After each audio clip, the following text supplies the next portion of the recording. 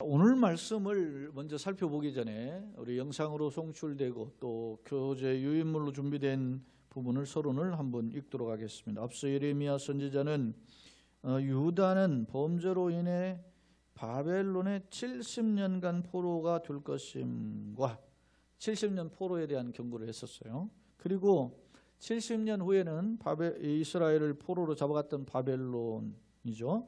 70년 후에는 심판의 도구로 사용되었던 바벨론 역시 멸망할 것임을 선포한 바 있습니다. 그리고 간략하게 오늘 본문의 내용은 이와 같은 내용이 반복되어 있는데요. 앞서 거론했었어요. 그런데 그 거론한 메시지의 시점이 25장 1절에 근거해 볼 때 유다왕 요시아의 아들 여호야김 넷째 해예요. 이 여호야김 넷째 해는 기원전 605년경으로 보여집니다. 605년경은 제가 역사적으로 이제 좀 설명을 하겠지만 매우 중요한 그 어떤 시점임을 알 수 있어요. 이때 605년부터 이스라엘 민족이 바벨론의 포로로 끌려가요. 1차 포로가 605년에 실시되고 그리고 597년에 2차 포로가 또 끌려가고 그리고 586년에 3차 포로 겸 유다 예루살렘이 완전히 멸망하죠. 성전이 파괴되고 그렇게 하고 처음에 끌려갔을 때부터 약 70년의 기간인 기원전 537년경에 바벨론에서 귀환하게 됨을 우리는 볼 수 있습니다. 그러니까 1차 포로가 있을 시점에 지금 바벨론 70년 시작하는 시점이죠. 그때부터 주어진 메시지임을 알 수 있다. 자, 그런 주발점은 이런 메시지에는 유다 선민이 이스라엘 민족이 그렇게 화려한 민족이었잖아요. 자부심이 강한 민족. 그 민족이 망하더라는 거예요. 멸망한다는 거예요. 그리고 그 멸망의 도구로 사용된 나라가 바벨론이잖아요. 그럼 이방인이에요. 그럼 그들은 어떻게 될 건가? 자, 우리 주어진 교재 그 서론에 또 이는부터 보면 이는 신불신은 믿는 자 이스라엘 백성이건 불신자 이방인이건 막론하고 불의한 자는 하나님의 준엄한 심판을 피할 수 없다라는 점을 교훈하고 있어요. 본문은 이러한 기준이 모든 민족에게 해당된다. 그래서 오늘 제목을 열방에 대한 심판을 선포함으로 주제를 정해 본 거예요. 자, 그러면 오늘 성경 말씀을 통해서 한번 열방에 대한 선포가 어떤 것인지 유다를 비롯해서 되어지는 선포인데요. 어떻게 하나님이 선포를 말씀하게 하시는지를 한번 보겠습니다. 15절 이스라엘 하나님 여호와께서 이같이 내게 이르시되 너는 내 손에서 이 진노의 술잔을 받아 가지고 내가 너를 보내는 바 그 모든 나라로 하여금 마시게 하라. 진노의 술잔을 마시게 하라는 것은 하나님의 심판의 메시지를 선포하라 그런 뜻이죠. 근데 왜 진노의 술잔을 마시게 하느냐면 이 진노의 술잔이라는 개념은 제가 제가 준비한 교재에는 있지만 영상으로는 송출이 안 되죠. 이 진노의 술잔은 이런 거죠. 그 사형수들이라든지 이런 사람들에게 아니면 극형을 처하는 사람들에게 그 처형에 대한 두려움이 있을 거 아닙니까? 그것을 조금이라도 마음적으로 두려움을 안정시키게 하기 위해서 어떤 죄수에게 술을 마시게 해요. 술잔을. 그게 이제 독주를 마시게 하거든요. 그런데 그런 독주를 일반적으로 사람이 마시면 어떻게 해요? 휘청거리게 되죠. 그런 거죠. 진노의 술잔을 받아가지고 내가 너를 보내는 바 그 모든 나라가 마시게 하라. 그러니까 16절 그들이 마시고 비틀거리며 미친 듯이 행동. 여러분 비틀거리는 사람은 어쨌든 자기 정신줄을 놓는 거 아니겠어요? 그러니까 미친 듯이 행동하리니 이는 내가 그들 중에 칼을 보냈기 때문이다. 이게 갈팡질팡하고 정신 못 차리는 것이 뭐냐? 하나님의 진노의 칼을 받았기 때문이다 라는 점을 경고하고 있습니다. 자, 그래서 그렇게 하나님 말씀하시니까 이제 내는 예레미야죠. 여호와의 손에서 그 잔을 받아서 여호와께서 나를 보내신 바 그 모든 나라로 마시게 하되 그 모든 나라에게 선포하는 거예요. 하나님이 이렇게 너네를 심판하신다. 근데 그 모든 나라가 어디냐? 그 모든 나라를 한마디로 이제 한 단어로 요약하면 열방이죠. 그 열방에는 누가 들어가 있느냐? 유다, 이스라엘 백성부터 들어가 있어요. 이미 이스라엘에는 남왕국, 북왕국 있었는데 북왕국은 멸망한 지 이미 115년 정도, 17년 정도가 흘렀죠. 그리고 이제 남쪽 유다만 남았는데 예루살렘과 유다의 성읍들과 그 왕들, 유다의 왕들이죠. 그리고 고관들로 귀족들이죠. 로 마시게 하였더니 그들의 멸망과 놀램과 비웃음과 저주를 당함이 오늘과 같다. 멸망과 놀램과 비웃음과 저주를 당함. 4번을 반복. 이스라엘은 2번만 반복해도 굉장히 강조점인데 4번씩이나 했다는 거예요. 자, 멸망, 놀램, 비웃음, 저주. 예. 이 말 오늘과 같다. 오늘과 같다는 말은 지금 이 메시지가 증거된 때가 어디예요? 여호야김 4년 차예요. 여호야김 4년 차는 여호야김은 동생 아버지가 죽고 아버지 여호시아 왕이죠. 아버지가 죽고 동생 여호아스가 왕이 됐다가 백성들을 옹립했는데 그것도 못마땅하니까 저 애굽의 바로 느고가 그를 폐위시키고 끌고 가버렸어요. 애굽으로 끌고 가고 그의 형인 여호야김을 왕으로 세웠는데 자기를 왕으로 세웠던 나라가 애굽 아닙니까? 그러니까 애굽의 꼭두각시 노릇을 여호야김 하는 거예요. 그런데 그때 당시 지금이 당시 기원전 605년인데 605년은 굉장히 역사적으로 중요한 시기인데 왜 그러냐면 이 바벨론의 신흥 세력에 막 급성장하던 때가 누구냐면 라브폴라살이에요. 라브폴라살은 누구냐면 느부갓네살의 아버지인데 느부갓네살의 아버지가 당대 세계 최강이었던 나라를 북서쪽 쪽으로 있었던 나라인 아수르를 정복시키고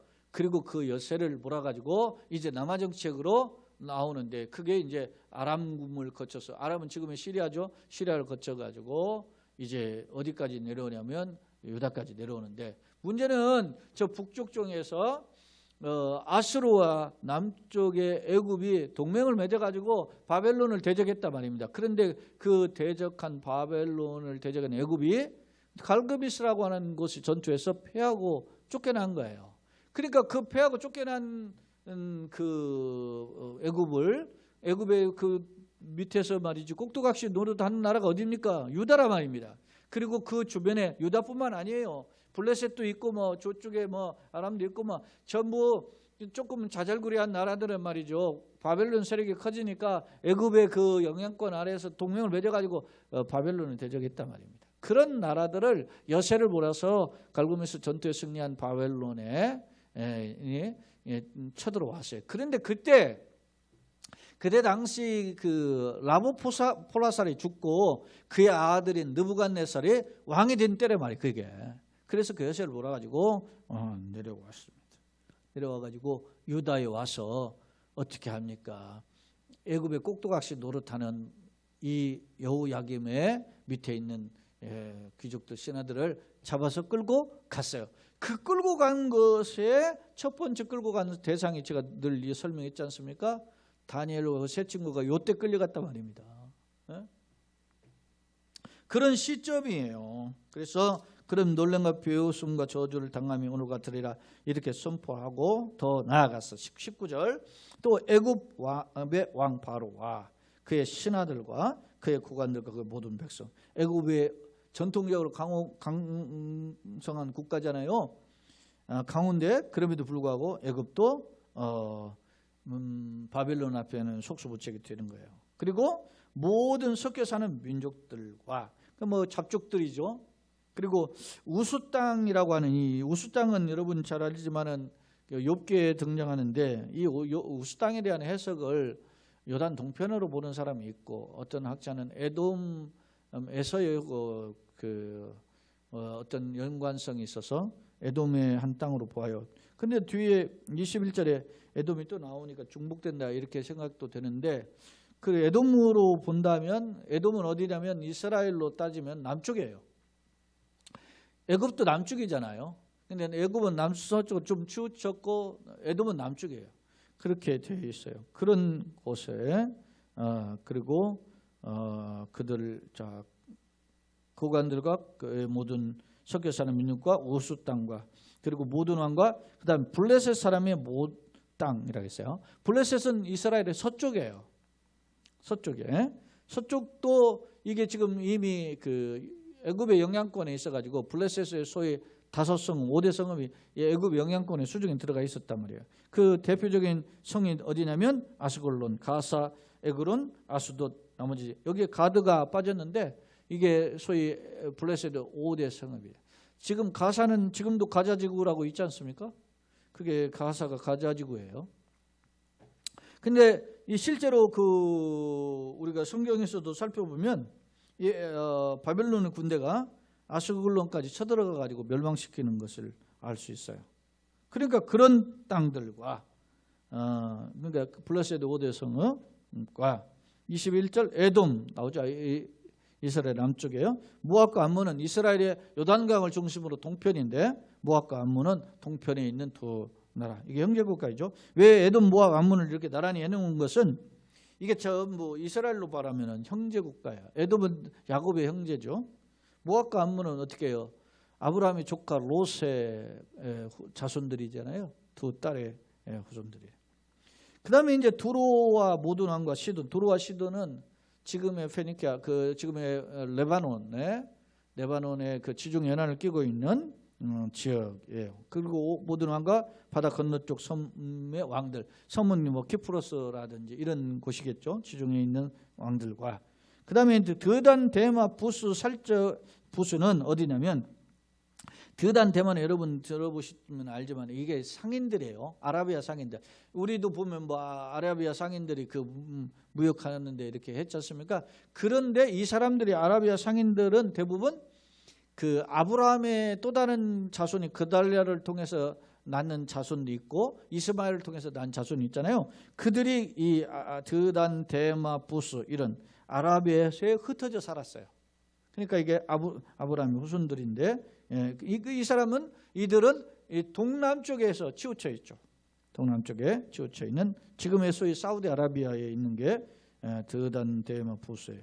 근데 살적을 깎은 모든 자 이렇게 했는데 살적을 깎았다는 말은 이게 우리가 보면은 이 머리 가운데 머리를 남겨놓고 옆구리 모서리 이렇게 깎아가지고 이렇게 하는 그런 옛날 그런 모자 그 헤어스타일 있잖아요. 그런 사람들과 그다음 24절 아라비아의 모든 왕과 광야에 섞여 사는 민족들. 그 아라비아 옆에는 광야 아닙니까? 광야에 섞여 사는 모든 왕 그렇게 표현하고 있고 그다음에 이제 25절에는 스무리의 모든 왕. 이 스무리에 대한 해설이 여러 가지 있는데 엘람의 또 다른 표현이다 그랬어요. 엘람은 시리아의 북쪽을 가리켜요. 그러니까 옛날 당시로 따지면 아수르의 어떤 패잔병들 후손들 그렇게 볼 수 있죠.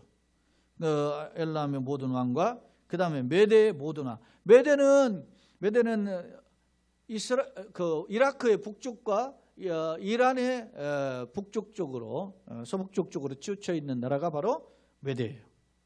메대와 그러니까 소위 말해 티그리스강, 유프라데스 강을 끄고 저 소위 상류로 올라가야죠. 상류로 올라가서 상류의 북쪽주죠. 동북쪽 쪽에 있는 메대 왕과 그 다음에 북쪽 원근 멀고 가까운 모든 왕과 지면에 있는 세상의 모든 나라로 와시게 아니라 그랬어요. 이게 지금 제가 거론해 보면 이스라엘 예루살렘을 중심으로 말해서 예루살렘을 좀 더 싼 게 유다죠. 예루살렘에 유다 지파가 있고 유다 지파에 걸쳐서 주변에 베냐민 지파가 있고 그리고 시몬 지파가 흩어져 있었고 그리고 나서 지금 거론된 성들이 다 어디입니까?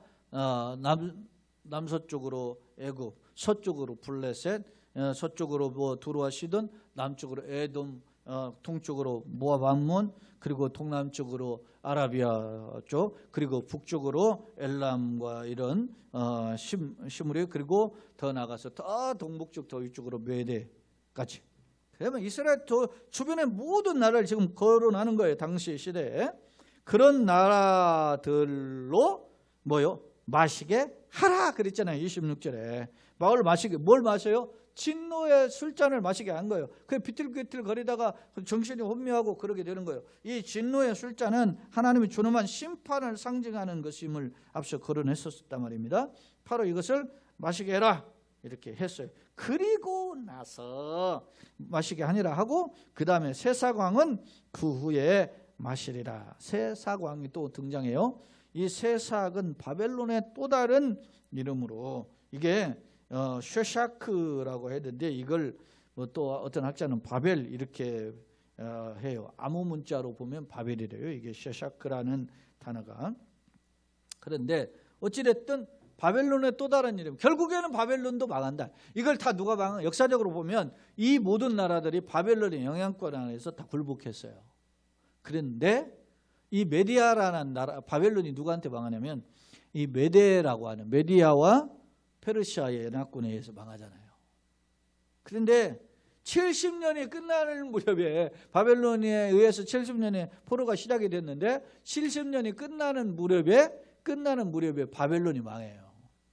그러니까 바벨론 망하고 난 뒤에 바벨론 멸망시킨 나라가 왕이 누구냐면 페르시아의 고레스인데 고레스가 자기의 장인 그 메데 다리오 왕하고 연합군을 멸망시키고 그리고 나서 조서를 내려가지고 이스라엘을 해방시키잖아요. 너 돌아가라. 예, 이렇게 해주는 거예요. 역사를 보면 그게 나오는데 이런 내용들을 우리가 이 지금 말씀을 통해서 우리가 한번 살펴보았습니다. 자, 주목할 점은 여기서 우리가 이게 볼 수 있는 게 뭐냐? 이 교훈은 바로 무슨 의미가 있는가? 자, 27절에 보면은 앞선 그 마시게 하라는 말씀에 대한 거듭된 반복인데 한번 보겠어요. 자, 너는 그들에게 이르기를 만군의 여호와 이스라엘의 하나님의 말씀에 너희는 내가 너희 가운데 보내는 칼 앞에서 마시며 그리고 취하여 보세요. 마시고 나면 취할 거 아니겠습니까? 사람이 취하는 것부터는 어떻게 돼요? 그 다음에 토해요. 술 취하면 토하죠. 그리고 꼬꾸라지죠. 아무데나 엎드려 자지 않습니까? 그렇게 하고 다시는 일어나지 말아라. 예? 이런 비참한 형국으로 바뀌게 될 것임을 이야기하는 거예요. 누가 이야기하는 거예요 지금? 만군의 여호와 이스라엘의 하나님의 말씀이 그렇다는 거예요.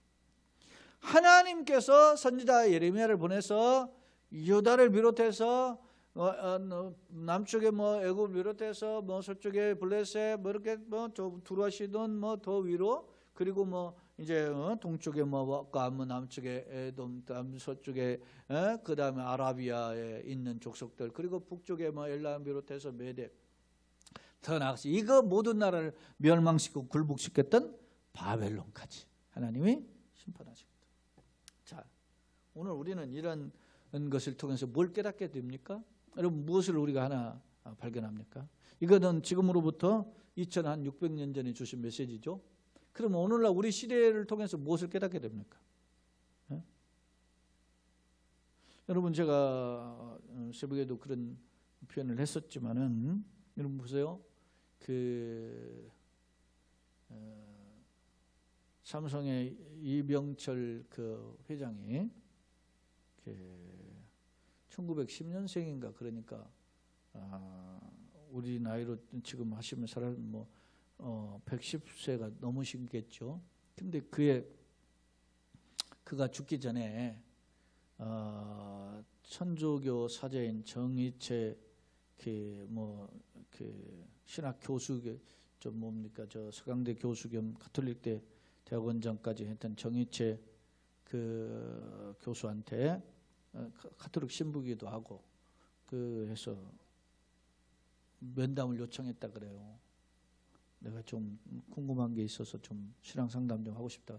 그러니까 그러려면 먼저 뭘 물으실지 저도 좀 답변을 준비해야 되니까 질문서를 주세요. 그래가지고 24가지 항목을 이렇게 편지로 보내왔다는 거예요. 이걸 자기가 준비해가지고 답변을 하려고 했는데 갑자기 이병철 회장의 몸이 상태가 안 좋아가지고 결국 만나지 못하고 답변서도 전달하지 못하고 돌아가 버리신 거예요. 그리고 훗날 그게 그 24가지 항목이 있었어요. 하나님은 신은 존재하는가? 뭐 이 질문 내용들 보면 신은 존재한다면 왜 양심적이지 않은가? 세상이 이렇게 되는가? 뭐 이런 뭐 질문들 쭉 있어요. 그러니까 정말로 아주 그냥 도의 초보, 그 진리의 초보예요. 여러분 세상을 가지고 명예력을 갖고 돈을 많이 가져도 진리를 모르면 나는 이렇게 불쌍하구나 이런 생각이 들어요. 그런데 여러분 그렇게 그분이 이렇게 해서 세상을 떠났잖아요. 그리고 그의 아들이 물론 뭐 장남이 아니고 아들 중에 이건희 회장이 지금 우리 나이로 79세예요. 그런데 지금 저렇게 쓰러져서 있는지 병상이 있는지 6년 반 됐더라고. 내가 이렇게 조사해 보니까 2014년 5월 달이더라고.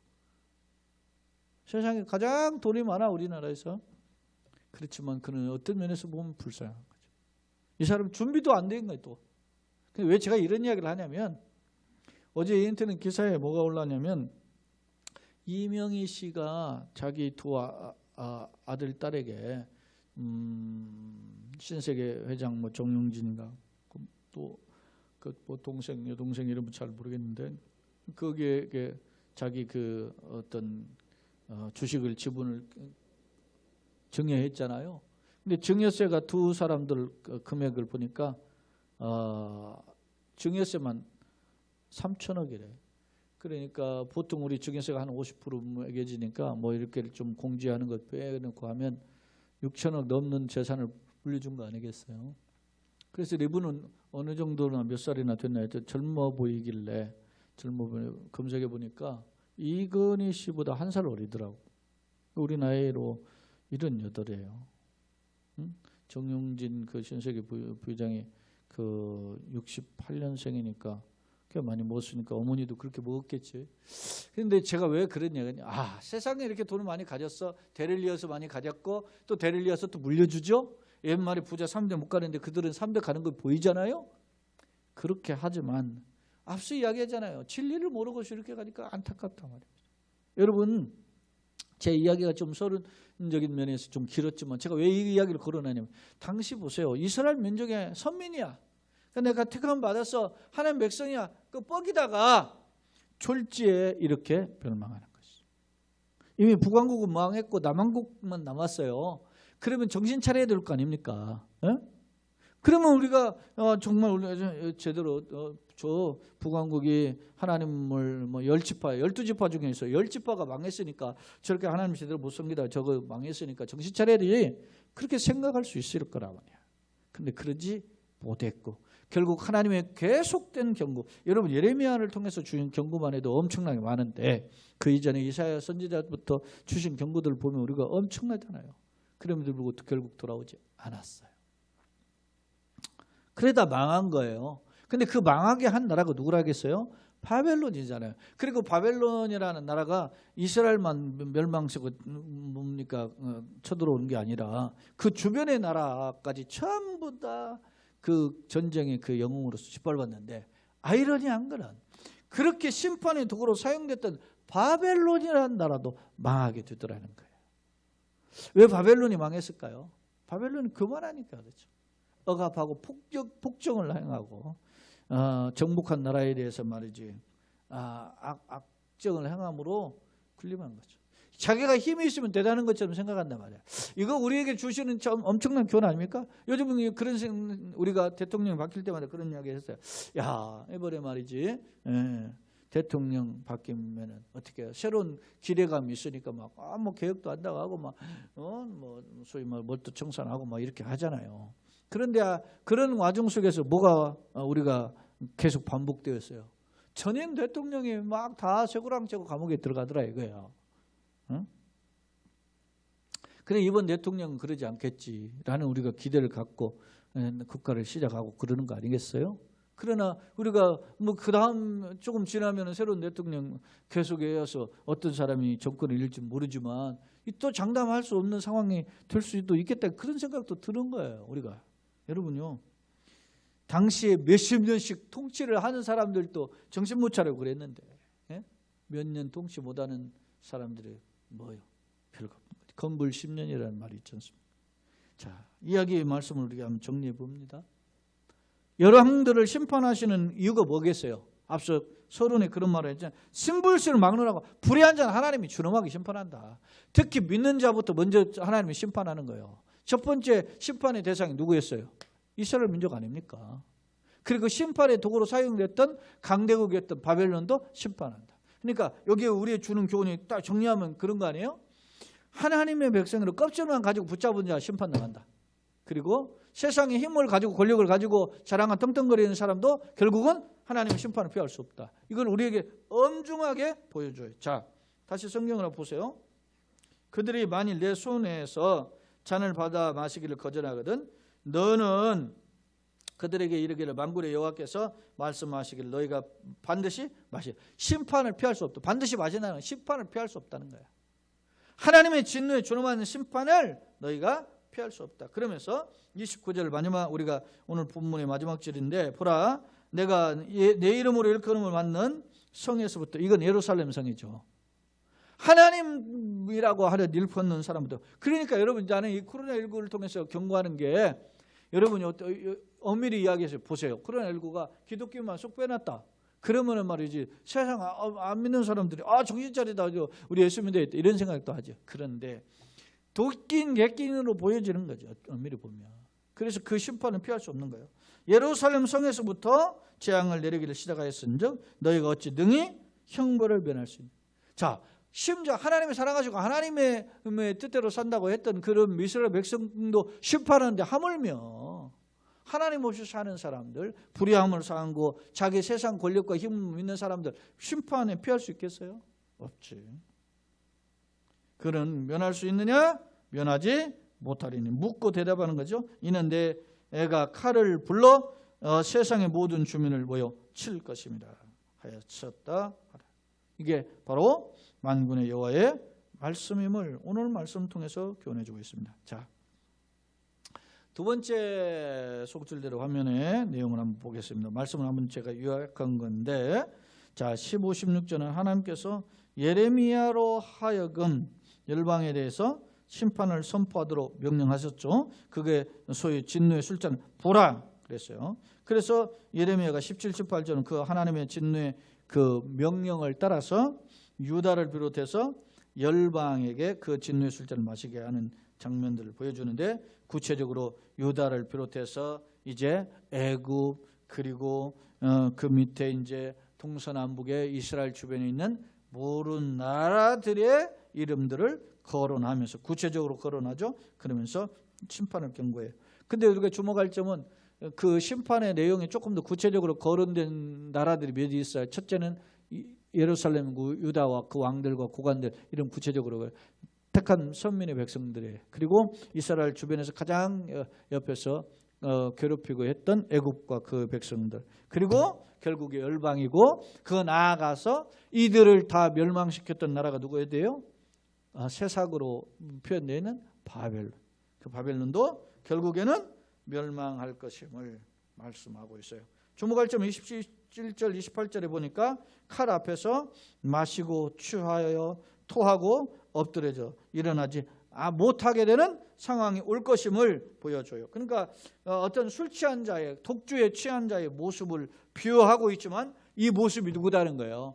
가깝게는 유다 이스라엘 백성이고, 그리고 멀리 포괄적으로는 애굽을 비롯해서 이스라엘 주변의 동서남북의 백성들이고, 그리고 심판의 소구로 사용되었던 바벨론까지 이런 준엄한 심판을 피할 수 없다라고 하는 점을 교훈하고 있습니다. 세 번째 화면, 유다와 열방의 심판을 통한 교훈들을 한번 정리해 보았어요. 자, 오늘 메시지는 어떤 교훈들이 있는가? 크게 제가 셋으로 나눠봤는데, 첫 번째 유다의 심판입니다. 죄악에 빠진 예루살렘은 심판을 피할 수 없다. 하나님의 선민이라 할지라도 하나님의 뜻대로 살지 않고 불의를 쫓아간 자, 가장 대표적인 게 뭐예요? 우상숭배 아닙니까? 그리고 뭡니까? 이스라엘 백성들이 우상과 더불어서 세상과 짝하다 보니까 물질주의적이건 향락주의적이고, 더 나아가서 어떻게 해요? 세속화된 특징의 가장 모습 중에 하나가 뭐냐면 음탕함이에요.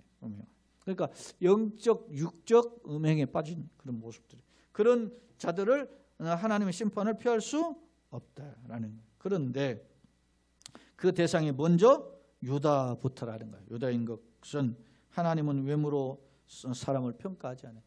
네가 교회 다니다, 나 교회 몇십 년 다녔다, 이거 중요한, 나 메트집 가면 돼, 이거 중요한 게 아니고, 물론 중요하죠. 왜 중요하지 않겠어요? 하나님의 약속이 있는데, 그럼에도 불구하고, 그럼에도 그런 껍질을 가지고 외모를 가지고 있음에도 하나님 뜻대로 살지 않으면 준엄한 공의의 심판을 피할 수가 없다라는 점을 보여줘요. 두 번째, 열방의 심판. 여러분요, 이스라엘 민족이 아까 명할 때 어떻게 했어요? 그들이 이스라엘 멸망에 대해서 이런 표현했어요. 멸망과 놀램과 비웃음과 저주를 당했다 그랬죠. 그러니까 막 고개를 흔들면서 아이고 지들이 하나님 믿으면서 꼴졌다 이렇게 비웃는 자들이 있단 말이에요. 오늘날도 그래요. 여러분요, 또 교회다, 또 교회다, 또 교회다 해가지고 가변자 나오니까 교회를 향해서 막 발도 손도 다 들고 말이지 달려드는데 그들이 교회를 향해서 얼마나 빈정거립니까? 그런데 하나님 심판에 지금 우리 교회가 어떤 면에서 보면 하나님 심판의 앞에 있는 거예요. 그런데 그런 교회를 향해서 비웃는다고 비웃는 자들이 그럼 온전하겠어요? 그들 역시도 하나님 심판의 앞에 피할 수 없음을 오늘 본문을 통해서 보여줘요. 이스라엘 동서남북의 대적자들 역시 주님의 심판을 피할 수 없다. 세 번째로 바벨론 심판입니다. 자, 이런 유다의 심판, 열방의 심판의 도구로 누구를 사용했어요? 바벨론을 사용했어요. 당시 유다와 열방을 향한 심판의 도구로 바벨론이 사용됐지만 그들도 심판을 받게 된다. 왜? 그들이 악행을 했고 교만한 것 첫째 교만. 사람은 교만은 평범한 선배 교만하면 넘어지는 낮잠이잖아요. 열국에 대한 악행의 죄로 말미암아 강포를 행한 거예요. 응? 자기가 힘이 있다고 돈이 있다고. 소위 말하면 요즘 우리 가운데 사이에서 이슈가 된 게 뭡니까? 갑질 아닙니까? 예? 갑질이에요. 여러분. 여러분이요 참 인권이 참 중요한 시대에 여러분 뭐 이 이야기가 그렇지만은 뭐 월북이든 어쨌든 간에 그걸 총을 쏴가지고 말이지 거기다 뭡니까 기름 부어가지고서는 막 불때 뿌릴 수 있어요? 만행이지 만행. 극악한 만행이 이런 것은 주님만 심판이 필요한 거예요. 그는 우리가 그 사람이 자진 월북을 해서 갔든 어쨌든 간에 그것은 천연 공로할 죄에 해당하는 거죠. 그런 행위를 비판할 수 있다는 비판하고 해야지 그걸 두둔할 필요는 없잖아. 그걸 엄중하게 따져야지. 아무리 우리 월북을 했다 하더라도 그것은 잘못된 것이다 말이지. 더군다나 거기까지 거기로 여기서 못 살겠다 그쪽에 가서 살고자 갔다는데 그놈을 그렇게 죽이면 되겠어요? 그런 극악한 만행은 심판을 피할 수 없어요. 여러분 그렇게 죽였는데 여러분 김일성이 김정일이 김정은이 3대가 그 온전하겠어요? 여러분 우리가 분명히 봅니다. 젊은 날이니까 지가 뭐 천년만년 할 것 같지? 아이고 하나님의 심판 앞에는 그냥 바람피 등불이에요. 자 결론입니다. 본문은 유다를 비롯한 주변국에 대한 심판을 선포하고 있다. 실제적으로 이들 국가는 역사적으로 바벨론에게 큰 고통을 당하거나 멸망을 당했음을 알 수 있어요. 대표적인 게 이스라엘 민족 아니겠어요? 유다 바벨론의 소위 바벨론 요수 70년의 포로 생활을 했잖아요. 문제는 이런 심판의 도구로 사용되었던 바벨론 역시 멸망했다는 점이다. 아이러니한 거는 제가 다니엘서에도 설명했었지만은 다니엘이 끌려갔잖아요. 15세 15살 정도에 끌려갔어요. 끌려갔는데 처음 끌려갈 때 1차 포로 때 끌려갔다니까. 그리고 2차 포로도 3차 포로도 하면서 나라가 망했죠. 그런데 끌려갔는데 바벨론이 망하고 포로에서 해방되던 해에 바벨론은 다니엘서 1장의 마지막 절에 보면 다니엘이 살아있잖아요. 할아버지로. 그때 나이로 말하면 15 끌려가서 85세예요. 살아있어. 야 역설이에요. 그러니까 세상 속에서 여러분요 그런 게 있잖아요. 뭡니까? 우리가 이는 강하죠. 입술은 부드럽고 그러니까 말이지 이가 입술을 깨물 수 있지 않습니까? 혀를 깨물 수 있죠. 그러나 이는 치아는 다 빠져도 혀는 살아남잖아요. 어떤 역설이죠. 우리에게 하나님의 나라 속에서 소망하고 살아가는 사람은 때로 이 땅에 나가기를 그래 아픔과 아쉬움과 여러 가지 또 억울함을 당할 수도 있어요. 그럴 때 주님을 바라보면 주님이 때가 되면 우리를 위로하시고 회복하시고 길을 열어주시는 것을 우리가 말씀의 거울을 통해 다시 한번 깨닫고 붙잡기를 예수님 이름으로 축원합니다. 자, 이는 무엇인가? 무엇을 뜻하는가? 설령 선민이라도 힘을 자랑하는 자도, 선민이면 택한 백성인고 힘을 자랑하는 군사의 권력이죠. 자랑하는 자도 하나님을 떠나면 주나온 징계를 피할 수 없어요. 그것을 경고하고 있다. 그렇다면 나는 뭘 추구하는가? 오늘날 돈이 제일인 시대 아니에요? 명예가 제일이고 쾌락이 제일인. 요즘 방송 보세요. 보면은 전부 뭐합니까? 먹는 프로그램. 요즘 최근에는 또 집 프로그램 나오고 막, 그리고 요즘은 또 무슨 프로그램이냐, 뭐 펜션이나 어디 막 뭐 가가지고서는 뭐 거기 가서 놀고 뭐 지내고 며칠 동안 잘 먹고 잘 사는 거, 그런 것만 하잖아요. 모든 방송이 막 방송에 수십 개 돼도 다 그런 거예요. 예? 여러분, 그러면서 그렇게 하고 심지어는 막 자기가 살면서 필요한 그 애완동물 뭐 이런 거 가지고서는 행복하고. 여러분, 너 어떻게 살다 왔냐? 주님 물을 때 결산하는 날이 분명히 오는데, 나 그렇게 나 혼자 말이지 주어진 시간이 있어가지고, 물질이 있어가지고, 세상 그런 여력이 있어가지고 나 그렇게 즐기다 왔습니다. 세상 사람은 부러워할지 몰라도 주님은 결코 그것을 잘했다 칭찬하지 않는다. 우리에게 주어진 것은 돈이 됐든 지식이 됐든 권력이 됐든 내가 이 세상 속에서 어떻게 사용하고 가느냐가 하나님이 주시는 기회를 잘 활용해야 된다는 거예요. 그래서 아까도 제가 잠시 우리 가지고 그런 이야기 했지만은, 제가 그런 생각을 해봐요. 여러분 보세요. 요즘도 우리가 이렇게 코로나가 와가지고 교회가 지금 코로나가 와서 4월 달에 막 경제 그 허리띠를 탁 졸라매가지고 막 그 지출을 한 100여만 원 이상 막 넘게, 우리 교회 형편으로서는 큰 돈이죠. 그걸 졸라맸어요. 그런데 코로나가 와가지고 더니까 그렇게 졸라매도 막 또 더 막 허둥허둥하는 그런 상황이 지금 반복되고 있잖아요. 한 달이 그렇게 있대. 그런데 제가 생각해 봐요. 25년 전을 생각해 보니까 25년 전에 개척을 딱 하고 목사가 먹고 목근역에 들어갈 수 있는 그런 게 아무것도 없는데, 두 곳을, 국내 한 곳, 해외 한 곳을 딱 선교처를 딱 시작하면서 시작했다니까요. 2월 11일 날 첫 예배를 드렸는데 3월 달부터 선교비를 보냈어요. 그게, 이야, 여러분요, 지금 생각해 보면은 그게 참 나는 제가 잘했다고 하는 게 공치사 하는 게 아니고 하나님이 주신 힘이었어요. 그게. 네? 여러분, 그 다른 여러 교회들은 뭐 그거 몰라서 사는 게 힘드니까, 먹고 살기 힘들고 교회 운영하기 어려우니까 그렇게 도울 가능치가 그 여유가 없었던 거예요. 그렇게 한데 25년 흘렀잖아요. 25년 흘러니까 우리가 그때 내가 먹고 사는 게 힘들다고, 우리가 교회가 운영하는 게 힘들다고 그가 지출을 중단하고 우리가 했으면 조금 더 나았을지는 몰라도 그 귀한 일을 못했을 거 아닙니까? 이런 거 생각해 보면 주님의 은혜예요. 그러니까 이 위태롭고 어려운 시기에 더 겸손히 하나님을 붙잡고 의지할 때 이것이 우리에게 주시는 오히려 축복이고 기회인 줄로 믿습니다. 바라기는 우리 여러분들 교회뿐 아니라 가정 역시도 낙심하지 말고, 이 코로나19의 상황이지만 그럼에도 불구하고 이런 하나님께서 주시는 이런 명절에 가족과 함께 서로 위로하고 격려하고 소망을 품고 이 추수의 열매를 기다림으로써 이 어려움을 이겨내는 지혜로운 승리하는 우리 모든 성도의 가정 되시고 우리 넓은 교회 되고 이 땅 한국 교회 되기를 예수님 이름으로 축원합니다. 아멘.